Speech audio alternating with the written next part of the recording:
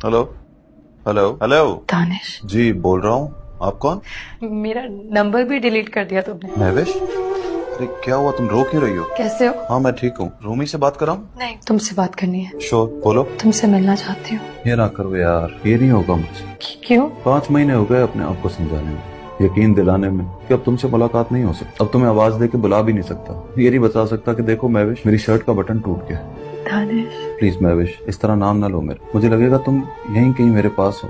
ना ना ना ना, ना तुम अब कहीं नहीं हो। और ये तो सोचा ही नहीं था कि तुमसे मुलाकातें हुआ करेंगी। तुम मिलने आओगी और आकर वापस चली जाओगी।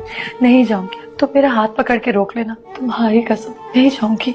रोका तो था, कहा था ना जाओ, कसम भी दी थी, याद नहीं है क्या? वही तो याद है बस। तब से डर गया हूँ, अब किसी से नहीं कहता कि ना जाओ, और ना ही ये कहता हूँ कि जो गया है वो लौट कर वापस आएगा। लेकिन तुम आज भी याद हो मुझे, याद आती हो बहुत। और उस वक्त तो बहुत याद आती हो जब कोई गुरूर में प्यार की और प्यार में निभाने की बात करता है।